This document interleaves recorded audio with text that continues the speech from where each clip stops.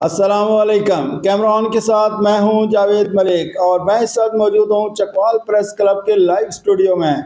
और मेरे साथ मौजूद हैं सीनियर सहाफ़ी तगमा इम्तियाज़ ख्वाजा बाबर सलीम, जो किसी तारफ़ के मोहताज नहीं हैं। इनके 40 साल सहाफ़ती करियर पर हम एक साथ नशर कर रहे हैं। आज इस सिलसिले की किस्त नंबर 149 आपकी खिदमत में पेश की जाएगी।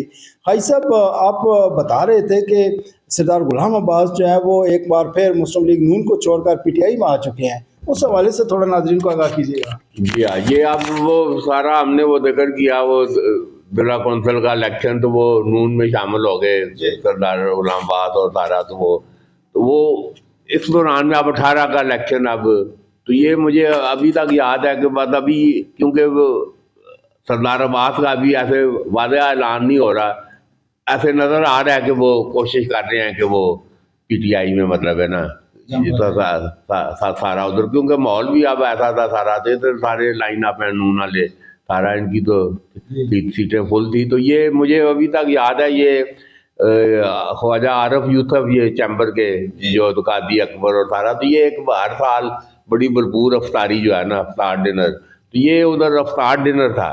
तो उसी दिन ही ये इधर अफ्तार डिनर हो रहा है, तो उधर तय है कि वो उधर बन्नी गाला में इनकी सरदार गुलाम अब्बास, सरदार अफ्ताब अकबर, इनकी PTI में शमूलियत जो है ना, शमूलियत हो रही है। तो उसी दौरान वो जब इधर वो अफ्तारी का वक्फा, नमाज का वक्फा हुआ, तो वो बीच में जनरल मसरूर, तो वो मौजूद थे इधर ख्वाजा आरफ यूसुफ की अफ्तारी में। तो वो मैंने तो माहौल तो सारा नज़र आ रहा था, तो मैंने पूछा, मैं कहा सरदार अब्बास था, तो वो उन्होंने बड़े सीधे और जट आदमी हैं जनरल मसरूर, उन्होंने कहा मैं खाया साहब मामला तय करा दे सन, ये आप भी कोई ढिले थे, आप ही ना ढिले किया है। अच्छा। मैं तो क्लीनेंस ना दी, मैं ना दी क्लीनेंस करा दी थी है। अच्छा। अब ये जो एक तासर हुआ कि ये PTI में अब ये जो दोबारा अब सरदार गुलाम अब्बास आ रहे हैं, तो जनरल मसरूर इनको लेके आ रहे हैं। अच्छा,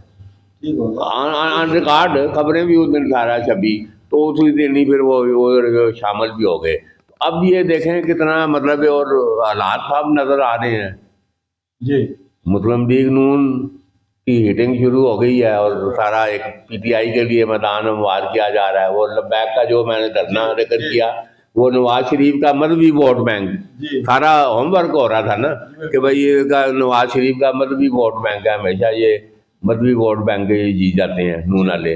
तो वो इनको रिजवी साहब लॉन्च थे, और सारा तारीख ने फिर खुद साबित किया कि वो लॉन्च थे, और फिर वो सारा एक नाम भी उधर धरना ख़त्म कराने में लतीफ़ आल का नाम सामने आया, फिर रिकॉर्डेड आया।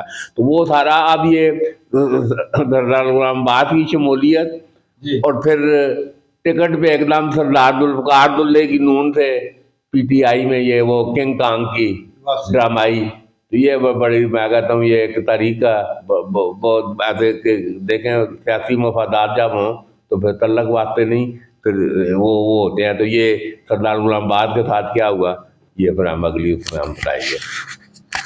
जी नाजरीन, जैसे कि आपने सुना, ख्वाजा बाबर सलीम चकवाल की हिस्ट्री बता रहे हैं, और बड़ी वो जो एक इमरान सीरीज़ होती थी, मुझे बहुत सारे लोग जो हैं वो मैसेज कर रहे हैं जी कि खाई साहब का जो है वो तो इमरान सीरीज़ की तरह है कि हम इंतज़ार करते हैं 24 घंटे कि कब 24 घंटे पूरे हों और दोबारा से अगली किस्त जो है वो सुने खाई साहब क्या कहते हैं। तो अभी ड्रामाई सूरत हाल बन चुकी है। सरदार गुलाम अब्बास अगेन क्या करेंगे ये आपको खाई साहब बताएंगे अगली किस्त में। आज के लिए इतने इजाज़त दीजिए असद ज़रीफ के साथ।